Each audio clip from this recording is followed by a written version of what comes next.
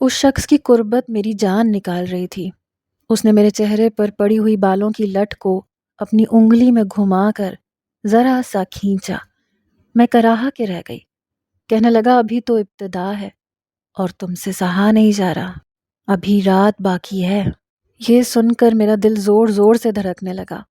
وہ کہنے لگا جب تک تمہاری زبان نہیں کھلے گی میں باز نہیں آؤں گا، اس لیے تم سے ابھی کہہ رہا ہوں اپنی نازک سی جان پر رحم کھاؤ لڑکی۔ بتاؤ میری بہن کہاں ہے؟ میں نے اس کے سامنے ہاتھ جوڑ دیے۔ میں نے کہا میں سچ کہہ رہی ہوں، مجھے نہیں پتا، پلیز میرے قریب مت آئیے گا۔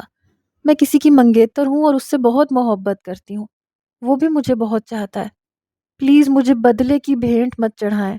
وہ میری بات سن کر کہنے لگا میری بہن سے بھی ایسی باتیں کی ہوں گی تم نے، کسی اجنبی سے محبت کرو پھر منگنی بھی ہو جاتی ہے اور شادی بھی، یہی کہا تھا نا تم نے اسے بھی؟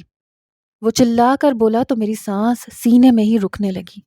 میں نے روتے ہوئے کہا کہ میں نے اسے کچھ نہیں کہا تھا۔ کہنے لگا اتارو اپنا زیور، تم ایسے کچھ نہیں بتاؤ گی۔ یہ کہتے ہوئے اس نے اپنی قمیض کے بٹن کھولنے شروع کیے۔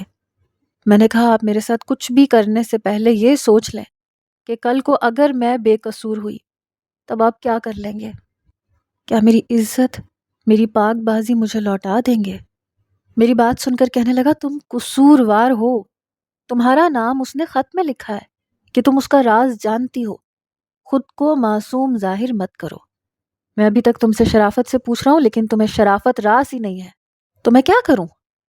جب میرے جنون کو سہنا پڑے گا تو منہ سے خود بخود سچ نکلے گا۔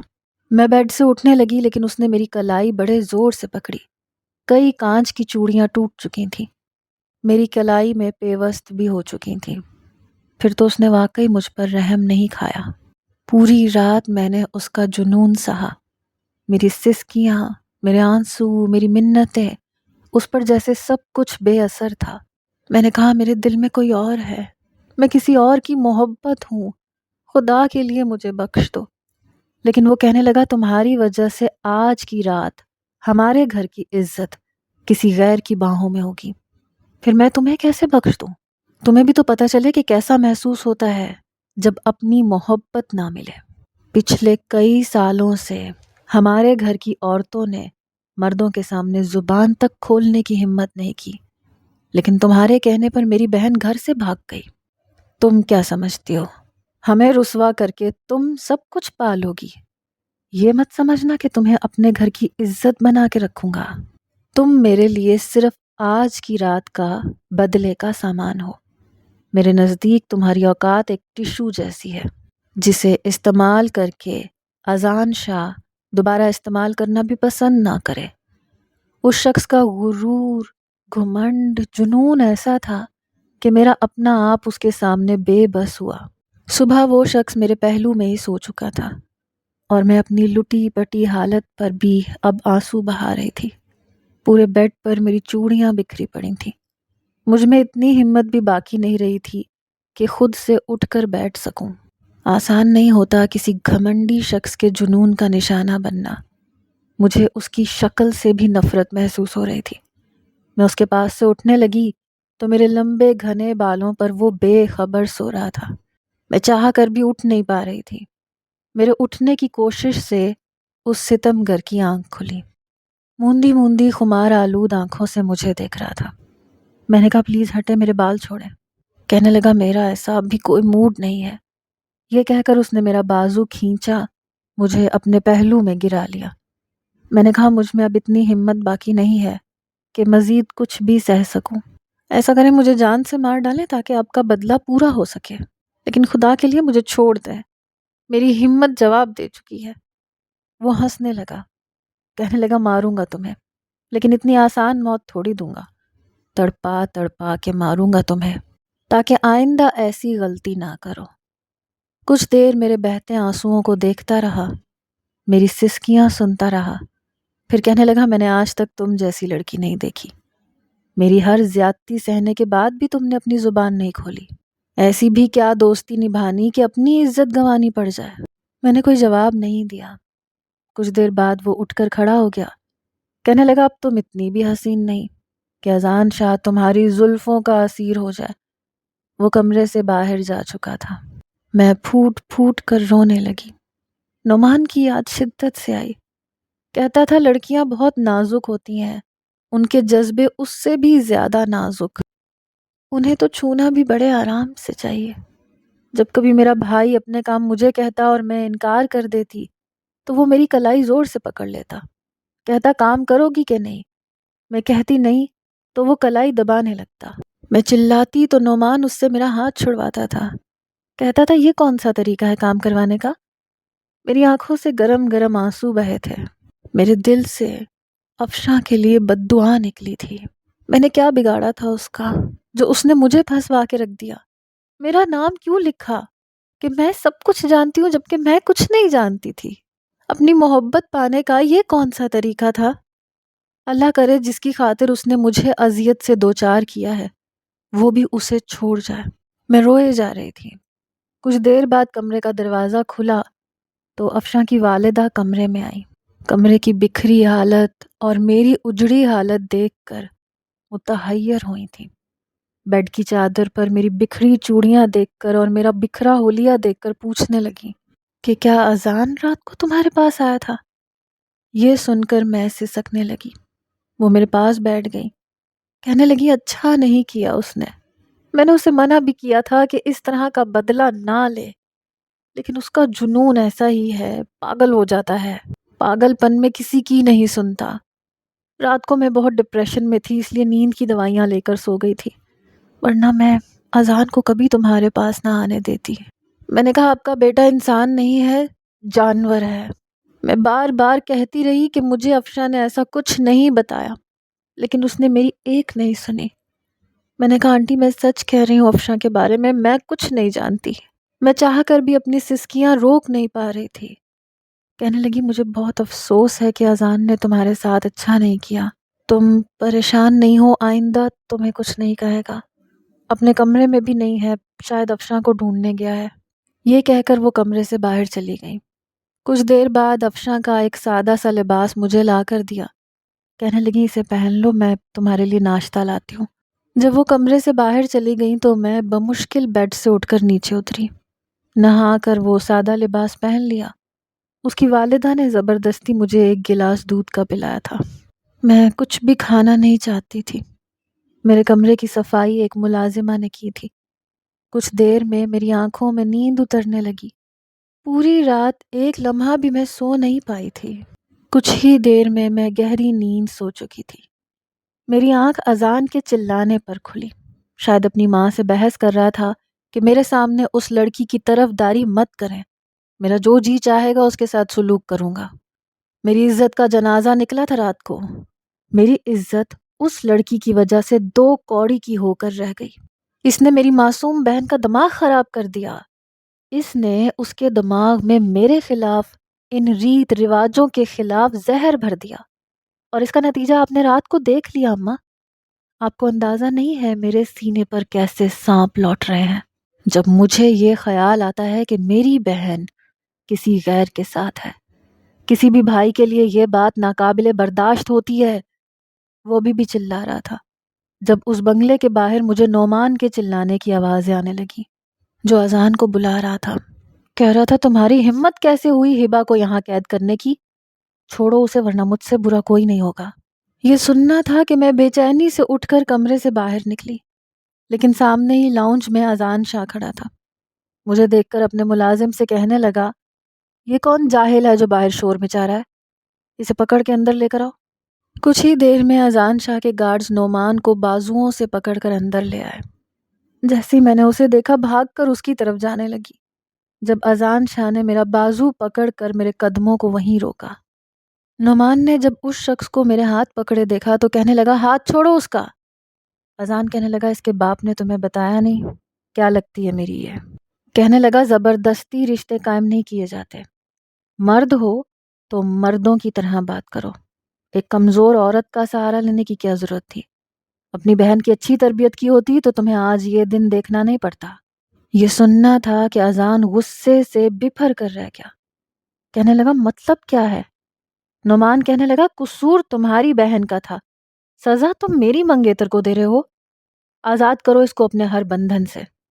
اذان مسکرا کر کہنے لگا، اپنا لوگے اسے، کیونکہ میں نے صرف اس کے ساتھ نکاح نہیں کیا، نکاح کو پکا بھی کیا ہے، میری بیوی بن چکی ہے یہ سننا تھا کہ نعمان اپنے ہاتھ اس گارڈز کے ہاتھوں سے چھڑوانے لگا۔ یہ دیکھ کر اذان ہنسنے لگا، کہنے لگا، بڑا مچلنا آتا ہے تمہیں۔ میں نے کہا، اذان نعمان کو چھوڑو۔ کہنے لگا، کیسے چھوڑ دوں؟ تم میری غیرت بن چکی ہو اور بغیرت تھوڑی ہوں میں کہ اپنی غیرت کو اس کے عاشق کے ساتھ ملنے دوں۔ پھر نعمان کے پاس چلا گیا، کہنے لگا، میں نے تمہاری کزن کو اس کے کیے کی سزا دی ہے، اس کے ساتھ زندگی گزارنے کا میرا کوئی ارادہ نہیں تھا، لیکن کیا ہے نا، میری ماں نے مجھے کہا کہ اب یہ لڑکی ہماری عزت بن چکی ہے، شاہ خاندان کے چشم و چراغ کی سنگت پا چکی ہے، اس لیے اب یہ معمولی سی مڈل کلاس لڑکی نہیں رہی، چاہے میرے گھر کے کونے میں پڑی رہے، لیکن زندگی اسے یہیں گزارنی پڑے گی، میرے اسی بنگلے کے در و دیوار کے اندر۔ تم اگر اپنی زندگی چاہتے ہو تو یہاں سے چلے جاؤ، ورنہ میرے گارڈز تمہیں مار مار کر لہو لہان کر دیں گے۔ پھر مجھ سے کہنے لگا، اپنے عاشق کو سمجھاؤ اپنی زبان میں کہ شوہر اور عاشق میں کیا فرق ہوتا ہے، اگر یہ دوبارہ یہاں آیا تو اس کی زندگی کی گارنٹی میں نہیں لیتا، تم چاہتی ہو کہ یہ زندہ رہے تو اسے کہو کہ یہاں سے ہمیشہ کے لیے چلا جائے، بس 2 منٹ ہے تمہارے پاس، اسے سمجھا دو۔ یہ کہنے کے بعد اس نے میرا بازو چھوڑ دیا اور بڑے آرام سے صوفے پر جا کر بیٹھ گیا۔ نعمان میری طرف ہی دیکھ رہا تھا۔ میں سمجھ گئی تھی کہ ہم مڈل کلاس لوگ اس امیر زادے کا کچھ نہیں بگاڑ سکتے، اس لیے میں نے نعمان سے کہا کہ وہ چلا جائے، کیونکہ میں اس کے قابل نہیں رہی۔ اس کی آنکھوں میں آنسو جھلملا رہے تھے۔ کہنے لگا، بس یہ بتا دو کہ تم اس شخص کے ساتھ رہنا چاہتی ہو۔ میں نے کہا، ہاں میں یہی رہنا چاہتی ہوں، کیونکہ میں جانتی تھی کہ اگر وہ مجھے بچانے کی کوشش کرے گا تو مر جائے گا۔ اذان کی بے حسی میں دیکھ چکی تھی، اس کا گھمنڈ، اس کا غرور عروج پر تھا، اسے اپنے سوا کچھ بھی نظر نہیں آتا تھا، اور میں نہیں چاہتی تھی کہ نعمان کی زندگی میری وجہ سے برباد ہو جائے۔ وہ کچھ دیر مجھے دیکھتا رہا، اس کے بعد چلا گیا۔ میں روتے ہوئے اپنے کمرے میں چلی گئی۔ اس کے بعد یہ ہوا تھا کہ اذان میرے کمرے میں نہیں آتا تھا، اس کی ملازمہ آتی تھی جو مجھے کھانا دے جاتی تھی۔ 15 دن گزرے تھے جب ایک رات لاؤنج کا دروازہ بڑی زور سے کھٹکا، میری بھی آنکھ کھل گئی۔ میں کمرے سے باہر آئی تو دیکھا کہ افشاں کی ماں اور اذان اپنے اپنے کمروں سے باہر آ چکے تھے۔ جیسے ہی ملازمہ نے لاؤنج کا دروازہ کھولا، چوکیدار کے ساتھ افشاں کھڑی تھی، چہرے پر نیل کے نشان، بہت بری حالت میں تھی، رو رہی تھی۔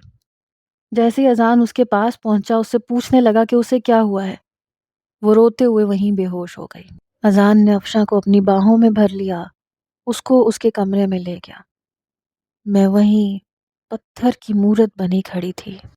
میں جانتی تھی جس شخص کے لیے وہ بھاگ گئی تھی وہ بے وفا نکلا ہوگا، جس طرح اس کے بھائی نے مجھے ٹیشو پیپر کی طرح استعمال کر کے کونے میں پھینک دیا تھا، اسی طرح اس کی بہن کو بھی استعمال کیا گیا ہے۔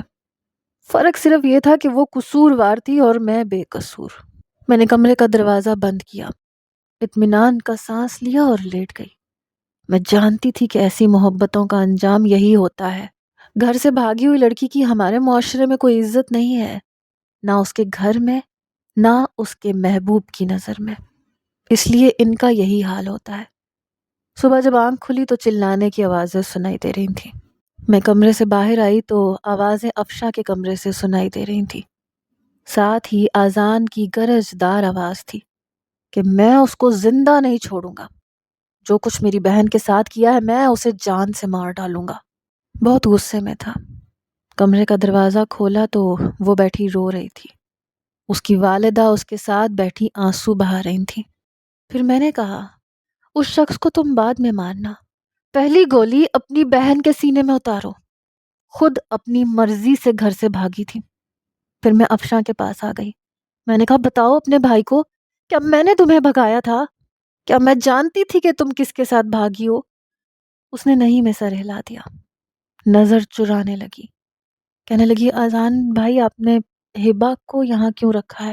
اس کا کوئی قصور نہیں تھا، میں اپنی مرضی سے بھاگی تھی، میں نے کسی کو بھی کچھ نہیں بتایا تھا. میں نے کہا اپنے خط پہ میرا نام کیوں لکھا تھا؟ کہنے لگی اس وقت کچھ سمجھ نہیں آ رہا تھا. پھر کہنے لگی میں کسی کو بھی پسند نہیں کرتی تھی، بس شادی نہیں کرنا چاہتی تھی کیونکہ وہ شخص مجھے نہیں پسند تھا. میں نے کہا پھر بھاگی کیوں تھی؟ کہنے لگی میں نہیں بھاگی تھی، جب میں نے تمہیں بلایا تم میرے کمرے میں آئی نہیں تھی. کہنے لگی اس کے بعد یہ دونوں جوان اندر آئے. میں نہیں جانتی وہ کیسے اندر آئے تھے، لیکن انہوں نے میرے سر پر بندوق تان دی.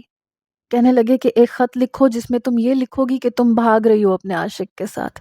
وہ کہنے لگی میں بہت خوفزدہ تھی، اس لیے میں نے خط پر پتہ نہیں کب اور کیسے تمہارا نام لکھ دیا کہ تم سب جانتی ہو. پھر کہنے لگی وہ لوگ مجھے پستول کی نوک سے باہر لے گئے، میرا سارا زیور اتار کر بیڈ پر پھینک دیا، میرا عروسی دوپٹہ بھی، اور مجھے چھت پر لے جا کر ایک کمرے میں بند کر دیا. کہنے لگی اس کے بعد جب میری بارات واپس چلی گئی سارا شور شرابہ ختم ہو گیا. آدھی رات کو وہ لوگ مجھے میرے بنگلے کی پچھلی جانب سے نکال کر لے گئے، جس کا راستہ باورچی خانے کے دروازے سے نکلتا ہے اور ایک دروازہ بیرونی جانب کھلتا ہے. وہاں سے وہ لوگ آئے تھے، وہیں سے وہ مجھے واپس لے گئے. میرے دونوں ہاتھ پیچھے سے باندھ دیے تھے، منہ پہ بھی رومال باندھا تھا. مجھے ان دونوں نے دیوار سے پھلانگ کر دوسری طرف پھینکا تھا جہاں مٹی کا ڈھیر تھا. میں اس مٹی کے ڈھیر کے اوپر گری تو وہ بھی اسی مٹی کے ڈھیر پر کود گئے. باہر ایک گاڑی کھڑی تھی، اس میں بٹھا کر پتہ نہیں مجھے کہاں لے گئے. کہنے لگے کہ تمہارے بھائی نے ہمیں دھمکی دی تھی، ہم بتاتے ہیں کہ برباد کرنا کسے کہتے ہیں. وہ کیا ہمیں برباد کرے گا، جب بربادی کا تماچا اس کے منہ پر پڑے گا تو اسے ہوش آئے گا.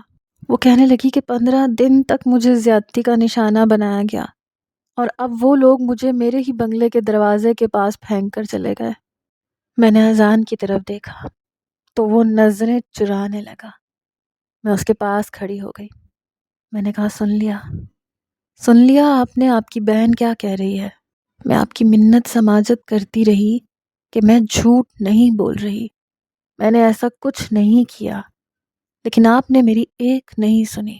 اب مجھے بتائیں کہ میری عزت مجھے واپس دے سکتے ہیں، میری پاک بازی مجھے واپس لوٹا سکتے ہیں. میں نے دونوں بازوؤں سے اسے پکڑ کر جھنجھوڑنا شروع کر دیا. مجھ پر تو جیسے دیوانگی چھا گئی. میں نے کہا بولو، جواب دو مجھے، آج چپ کیوں ہو؟ تم مردوں کو ہمیشہ عورتیں ہی غلط اور جھوٹی کیوں لگتی ہیں؟ نہ میں قصوروار تھی نہ تمہاری بہن، ہم دونوں کے قصوروار تم ہو. تمہاری بہن تمہاری دھمکیوں کی بھینٹ چڑھ گئی اور میں تمہاری ضد کی. یہ کہہ کر میں رونے لگی. میں نے کہا آزاد کرو مجھے ابھی اور اسی وقت.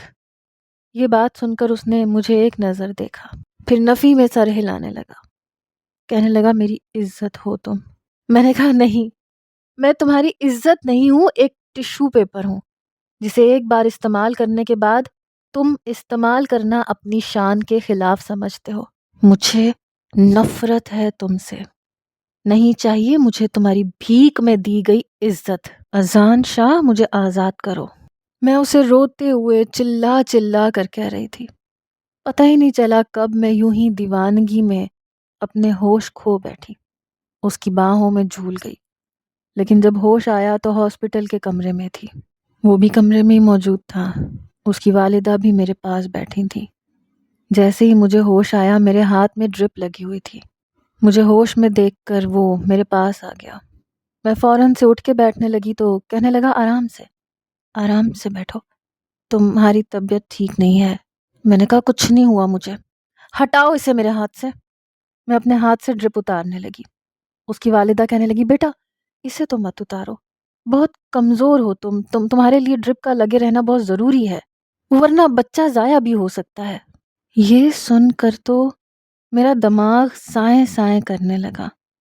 میں نے بے ساختہ اذان کی طرف دیکھا جو مجھ سے نظر چرا گیا. میں نے کہا نہیں، آپ جھوٹ بول رہی ہیں، ایسا نہیں ہو سکتا، میں اتنی بڑی سزا کی حقدار نہیں ہوں. مجھے نہیں رہنا اس شخص کے ساتھ، نہ مجھے اس کا کوئی بچہ پیدا کرنا ہے. ختم کروائیں اس کو میرے وجود سے۔ مجھ پر تو جیسے ہذیانی کیفیت طاری ہونے لگی۔ میں اپنے ہاتھ سے ڈرپ اتارنے لگی تو اس نے میری کلائی پکڑ لی۔ کہنے لگا پاگل پن مت کرو، تمہاری اپنی جان کو بھی خطرہ ہے، چپ چاپ لیٹی رہو یہیں پر۔ میں نے کہا اچھا ہے میں مر جاؤں، مجھے نہیں پیدا کرنا تمہارا بچہ، میں مزید 9 مہینے تک تمہارے گھر میں قیدیوں کی طرح نہیں رہ سکتی، خدا کے لیے مجھے چھوڑ دو، مجھے آزاد کر دو۔ اس کی والدہ مجھے سمجھانے لگی کہ بیٹے جو ہو چکا ہے اسے قبول کر لو، آج کے بعد اذان تمہارے ساتھ کوئی بھی برا رویہ اختیار نہیں کرے گا۔ میں نے کہا مجھے نہیں رہنا ہے اس کے ساتھ، ایک لمحہ بھی نہیں رہنا، مجھے نفرت ہے اس سے، پلیز پلیز آپ آپ اس بچے کو ضائع کروا دیں۔ میں روئے جا رہی تھی، وہ مجھے ساتھ لگائے میرا سر سہلانے لگی، میں چلائے جا رہی تھی کہ مجھے نہیں پیدا کرنا یہ بچہ۔ روتے روتے میں پھر سے بے ہوش ہو چکی تھی۔ دوسری بار جب میری آنکھ کھلی تو رات کا وقت تھا، ہاسپٹل کا کمرہ خالی تھا، شاید افشاں کی والدہ واپس جا چکی تھی۔ میرے بیڈ کے سامنے رکھی کرسی پر اذان شاہ بیٹھا اونگ رہا تھا۔ میں بیڈ سے اٹھ کر بیٹھ گئی، ذرا سی آہٹ پر اس کی آنکھ کھل گئی، مجھے ہوش میں دیکھ کر کہنے لگا پانی پیو گی، پانی دوں تمہیں؟ میں نے کہا زہر دے دو، احسان مند رہوں گی تمہاری۔ اس نے گہری سانس لی اور کرسی سے اٹھ کر بیڈ پر میرے برابر میں بیٹھ گیا۔ میں اسی وقت پیچھے ہٹی، کہنے لگا باخدا میں نے جو کیا جان بوجھ کے نہیں کیا، اس سے میں پاگل ہو گیا تھا، مجھے لگا تم قصوروار ہو۔ میں نے کہا مجھے کوئی بھی کچھ بھی نہیں سننا، مجھے تمہاری کوئی بات نہیں سننی۔ میری آنکھوں سے آنسو بہے جا رہے تھے۔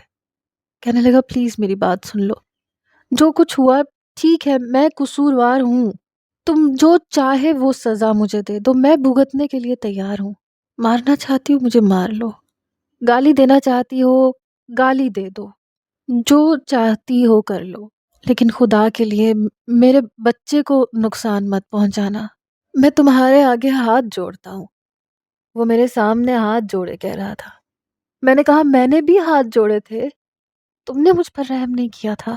کہنے لگا کہہ تو رہا ہوں، جو چاہے میرے ساتھ کر لو، بس بچے کو کچھ مت کرنا۔ میں نے کہا میں تمہارے ساتھ 9 ماہ نہیں رہ سکتی۔ کہنے لگا تمہیں کچھ نہیں کہوں گا، میں تمہارے سامنے تک نہیں آؤں گا، اپنی شکل بھی نہیں دکھاؤں گا، لیکن یہ رسک نہیں لے سکتا کہ تمہیں کہیں اور بھیج دوں۔ میں نے کہا مجھے تمہارا بچہ پیدا کرنا ہے، نہ ہی تمہارے پاس رہنا ہے، مجھے آزاد کرو۔ کہنے لگا میری بات سنو، تم اگر پریگننٹ نہ بھی ہوتی تب بھی ہمارے خاندان میں طلاق نہیں دی جاتی۔ بے شک میں نے تم سے غصے میں نکاح کیا تھا، لیکن نکاح تو کیا تھا نا، میں نے تمہیں جنون کا نشانہ بنایا تھا، لیکن تمہارے اور میرے بیچ قائم شدہ رشتہ جائز تھا، گناہ نہیں تھا، میرا بچہ بھی بالکل جائز ہے، ناجائز نہیں ہے، تم اگر اسے نقصان پہنچاؤ گی تو قتل کرو گی، خدا کے حضور تمہیں جواب دینا پڑے گا۔ میں نے کہا تو کیا تمہیں نہیں دینا پڑے گا؟ تم بہت شریف ہو۔ کہنے لگا نہیں ہوں میں شریف، بہت برا ہوں، ایسا کرو مجھے مار لو۔ میرا ہاتھ پکڑ کر وہ اپنے منہ پر مارنے لگا، میں نے اپنا ہاتھ کھینچ لیا۔ کہنے لگا اپنا غصہ نکالنا چاہتی ہو نکال لو مجھ پر، میں تمہارے سامنے ہوں، میں کہیں نہیں جا رہا، لیکن جو رشتہ ہمارے بیچ ہو چکا ہے اسے ختم نہیں کر سکتا، کبھی بھی نہیں کر سکتا۔ میں نے کہا مجھے تمہارے ساتھ رہنا ہی نہیں ہے۔ کہنے لگا ٹھیک ہے، جب تک یہ بچہ نہیں ہو جاتا تب تک رہ لو، اس کے بعد میرا بچہ مجھے دے کر تم جہاں چاہے جا سکتی ہو، میں تمہیں نہیں روکوں گا۔ چند دن بعد میری ہاسپٹل سے چھٹی ہو گئی، وہ مجھے گھر لے آیا، میں اسی کمرے میں آ کر بیٹھ گئی۔ اس نے ایک ملازمہ میرے پاس رکھ دی تھی جو ہر وقت میرا خیال رکھتی تھی، رات کو سوتی بھی میرے ساتھ تھی، شاید اسے لے کر اس بات کا ڈر تھا کہ میں اکیلی رہی تو اس کے بچے کو نقصان پہنچا دوں گی۔ افشاں نے مجھ سے معافی مانگ لی تھی کہ میں نے بس جلد بازی میں تمہارا نام لکھ دیا کیونکہ میں بہت خوفزدہ تھی، وہ لوگ میرے سر پر بندوق تان کے کھڑے تھے، اس لیے مجھے کچھ سوجا ہی نہیں، تمہارا ہی نام میرے ذہن میں تھا کیونکہ میں نے تمہیں بلایا تھا، میں نہیں جانتی کہ کب کیسے تمہارا نام میں نے لکھ دیا، اور مجھے بالکل اندازہ نہیں تھا کہ بھائی اتنا بڑا فتنہ اٹھائیں گے۔ مجھے لگا تھا تم سے پوچھ گچھ کریں گے اور چھوڑ دیں گے۔ میں نہیں جانتی تھی کہ تمہارے ساتھ اتنی بڑی زیادتی ہو جائے گی۔ جس نے افشاں کے ساتھ زیادتی کی تھی، اذان شاہ نے انہیں گرفتار کروا دیا تھا، یہاں تک کہ پھانسی کی سزا تک دلوا دی تھی۔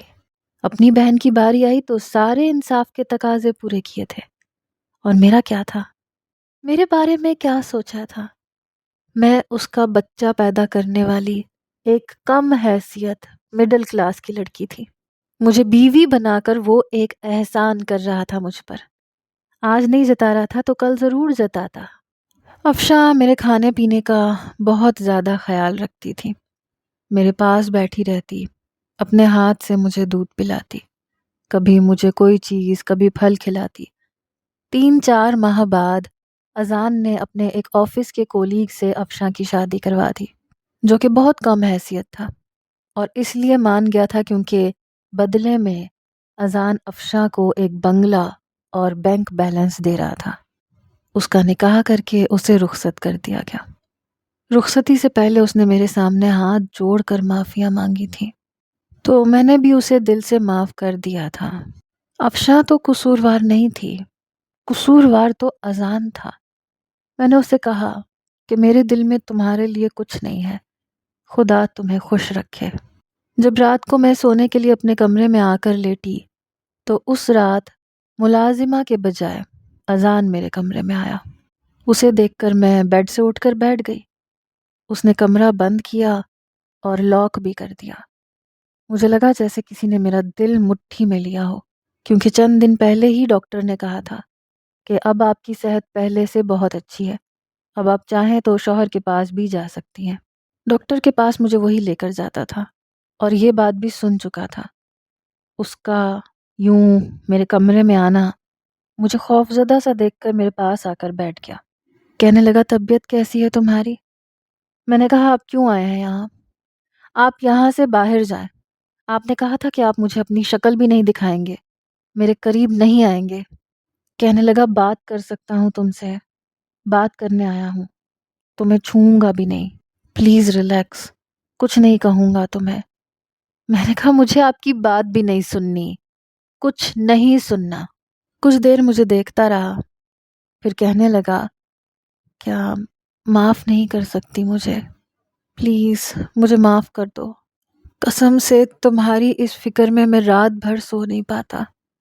آنکھیں بند کرتے ہی ایسا لگتا ہے کہ تم رو رہی ہو۔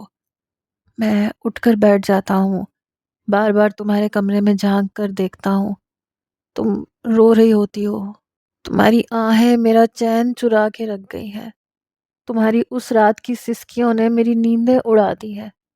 تمہارے ساتھ جو زیادتی میں نے کی تھی اس کی سزا میں پچھلے 3-4 مہینے سے کاٹ رہا ہوں۔ ایک رات بھی سکون سے نہیں سو پایا۔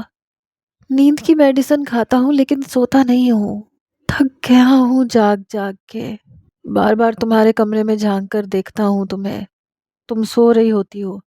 میں اپنے کمرے میں جاتا ہوں تو تمہارے رونے کی آوازیں میرے کانوں میں گونجتی ہیں، خالی کمرہ کاٹنے کو دوڑتا ہے۔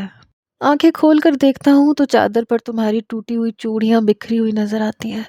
بہت بہت غلط کیا تھا میں نے تمہارے ساتھ۔ جب تک تم مجھے معاف نہیں کرو گی مجھے سکون نہیں ملے گا۔ میں نے کہا خدا کرے تمہیں کبھی سکون نہ ملے، پلیز میرے کمرے سے باہر جاؤ۔ میرے یوں چلانے پر وہ کمرے سے باہر چلا گیا۔ 9 ماہ کا عرصہ بھی گزر چکا تھا۔ اللہ نے مجھے بیٹی سے نوازا تھا، بہت معصوم سی تھی، بے ضرر سی، بالکل میری طرح۔ میری ساس اور افشاں بہت خوش تھی، اور اذان، وہ اسے گود میں لیے بس محبت سے دیکھے جا رہا تھا۔ پھر اسے اپنے ساتھ لگا لیا، اس کے ماتھے پر بوسہ دیا، اس کے کان میں اذان دی۔ کہنے لگا اس کا نام دعا رکھوں گا، اس لیے کہ دعاؤں میں مانگا ہے میں نے اسے۔ میری ساس کہنے لگی اچھا نام ہے۔ پھر وہ میرے پاس آ گیا، میں اسی وقت ہوش میں آئی تھی۔ میری بیٹی آپریشن سے ہوئی تھی۔ میرے پاس آ کر کہنے لگا تم ٹھیک تو ہو؟ میں نے اپنا رخ بدل لیا، کوئی جواب نہیں دیا۔ 2 دن بعد جب میں گھر آئی تو اذان میرے کمرے میں ہی سونے لگا۔ میں اپنی بچی کو نہ تو پکڑتی تھی نہ ہی سنبھالتی تھی، بس اذان سے یہی کہتی تھی کہ اسے اس کی اولاد مل گئی ہے، وہ مجھے آزاد کر دے۔ لیکن وہ بالکل ڈھیٹ بن چکا تھا، میری بات کا جواب ہی نہیں دیتا تھا، جیسے میں پاگل ہوں۔ ایک رات میری بیٹی اٹھ کر رونے لگی، شاید اسے بھوک لگ رہی تھی۔ اذان اٹھ کر بیٹھ گیا، پہلے بچی کو گود میں لے کر بہلانے لگا، آنکھیں نیند سے چور تھیں، لیکن اسے بہلانے کی کوشش کیے جا رہا تھا، لیکن وہ روئے جا رہی تھی۔ اس کے رونے کی آواز مجھے بھی بے چین کر رہی تھی۔ میں نے کہا اسے بھوک لگی ہے۔ میری بات سن کر کہنے لگا تمہیں کیسے پتا؟ میں نے کہا مجھے پتا ہے کیونکہ میں ماں ہوں۔ میری بات سن کر کہنے لگا ماں ہو تو اسے کیوں چھوڑ کر جانا چاہتی ہو؟ میں اس کی بات سن کر چپ سی ہو گئی۔ میں نے کہا مجھے کیا لگے، رہے بھوکی، مجھے کوئی فرق نہیں پڑتا۔ میں دوبارہ سے لیٹ گئی۔ وہ روتی ہوئی بچی کو میرے پاس لٹا کر اٹھ کر باہر جانے لگا۔ میں نے کہا تم کہاں جا رہے ہو؟ تمہیں نظر نہیں آ رہا کہ یہ رو رہی ہے؟ کہنے لگا رونے دو، میرے 2 ہاتھ ہیں 4 نہیں ہیں، اس کا فیڈر بنانے جا رہا ہوں۔ میں نے کہا اتنی دیر چاہیے رو رو کر ہلکان ہو جائے۔ کہنے لگا تو تمہیں کیوں تکلیف ہو رہی ہے؟ تمہیں تو کوئی فرق نہیں پڑتا نا، تمہیں تو طلاق چاہیے، جب تم چلی جاؤ گی تب بھی تو یہ یوں ہی روئے گی، اس لیے ابھی بھی رونے دو۔ یہ کہہ کر وہ دروازہ بند کر کے چلا گیا۔ میں نے ابھی تک بچی کو گود میں نہیں لیا تھا۔ میں نے سوچا ٹھیک ہے، روتی ہے تو روتی رہے، میں بھی نہیں پکڑوں گی۔ لیکن وہ روئے جا رہی تھی، روتے روتے اس کا حلق خشک ہونے لگا۔ میرا دل ماہی بے آب کی طرح سے مچلنے لگا، پتہ نہیں کب اور کیسے۔ روتے روتے ہی میں نے اس کو گود میں اٹھا لیا، مجھ سے رہا نہیں گیا، میں نے اسے پکڑ کر سینے سے لگا لیا۔ جب سے وہ پیدا ہوئی تھی میں نے اسے ہاتھ تک نہیں لگایا تھا، لیکن آج خود کو روک نہیں پائی، اسے سینے سے لگایا تو تڑپتے دل کو قرار آیا۔ وہ بھی چپ ہو گئی۔ میں بے تحاشا اس کو چومنے لگی، روتے ہوئے اسے پیار کرنے لگی، اسے سینے سے لگانے لگی۔ پتہ ہی نہیں چلا کب اذان کمرے میں آ کر میرے پاس کھڑا ہو چکا تھا۔ جب میری اس پر نظر پڑی تو مسکرانے لگا، کہنے لگا مجھے پتا تھا تم اتنی سخت دل نہیں ہو سکتی۔ پھر مجھے فیڈر پکڑا دیا، کہنے لگا یہ تمہاری بھی بیٹی ہے، تم جب چاہے اسے جی بھر کے پیار کر سکتی ہو۔ میں چپ سی ہو گئی۔ کہنے لگا میرے کیے کی سزا دعا کو کیوں دینا چاہتی ہو ہبا؟ اسے ممتا کی محبت اور آغوش کی ضرورت ہے، میں خود بھی اپنی بچی کے بغیر نہیں رہنا چاہتی تھی۔ وہ فیڈر پی کر سو چکی تھی، میں نے اسے بیڈ پر لٹا دیا۔ میں نے کہا مجھے طلاق نہیں چاہیے، لیکن صرف دعا کی خاطر میں یہ فیصلہ کر رہی ہوں۔ کہنے لگا میں جانتا ہوں کہ میں اتنا بھی خوش نصیب نہیں ہوں۔ اگلے روز شام کا وقت تھا جب میرے کمرے میں میری والدہ، والد اور میرا بھائی مجھ سے ملنے آئے۔ انہیں اپنے سامنے دیکھ کر میں خوشی سے رونے لگی۔ میرے والد کہنے لگے کہ اذان نے ہم سے ہاتھ جوڑ کر معافی مانگی ہے اور ہمیں یہاں بھی خود لے کر آیا ہے، تم سے ہماری نواسی سے ملوانے کے لیے۔ کافی دیر میں اپنی ماں کے ساتھ لگ کر روتی رہی۔ کچھ دیر بعد میری ساس کمرے میں آئی۔ رات کا کھانا میرے گھر والوں نے میرے ساتھ کھایا تھا اور اذان انہیں بہت عزت دے رہا تھا۔ جب میرے والدین واپس جانے لگے تو میں بھی ان کے ساتھ چلی گئی۔ وہیں باتوں باتوں میں پتہ چلا کہ نعمان دبئی جا چکا ہے اور شادی بھی وہیں کر لی ہے، اپنی زندگی میں مگن ہے۔ دیکھا جائے تو اذان بھی خود کو بہت بدل چکا تھا۔ میرا بھی دل میکے میں نہیں لگ رہا تھا۔ 2 دن بعد اذان مجھے لینے آ گیا۔ اس دن میں خوب تیار ہوئی تھی، میں چاہتی تھی کہ میں اب نارمل زندگی جیوں، کیونکہ اذان میرے گھر والوں سے بھی معافی مانگ چکا تھا۔ لیکن اس نے مجھے ٹھیک سے دیکھا تک نہیں، بس دعا کو گود میں لیے پیار کرتا رہا۔ کہنے لگا دعا کی بہت یاد آ رہی تھی، مجھے لگا شاید کہے گا کہ میں نے تمہیں بھی بہت مس کیا، آخر اس کی خاطر میں نے بھی کمپرومائز کیا تھا، لیکن کچھ نہیں بولا۔ پتہ نہیں میں کیا سننا چاہتی تھی اور کیوں سننا چاہتی تھی۔ اس کی چپ مجھے مزید غصہ دلا رہی تھی۔ رات کو وہ کافی دیر دعا کے ساتھ ہی باتیں کرتا رہا۔ جب دعا سو گئی تو وہ بھی اپنی آنکھوں پر ہاتھ رکھ کر لیٹ گیا۔ میں نے کہا انسان کو اتنا بھی احسان فراموش نہیں ہونا چاہیے۔ میری بات سن کر اس نے اپنی آنکھوں سے بازو ہٹایا، کہنے لگا مجھ سے کچھ کہہ رہی ہو؟ میں نے کہا نہیں، دیواروں سے باتیں کر رہی ہوں۔ کہنے لگا اچھا ٹھیک ہے، کر لو، مجھے لگا شاید مجھ سے کچھ کہا ہے۔ اس نے پھر سے بازو آنکھوں پر رکھ لیا۔ میں اپنی جگہ سے اٹھی اور ڈریسنگ کے سامنے جا کر کھڑی ہو گئی۔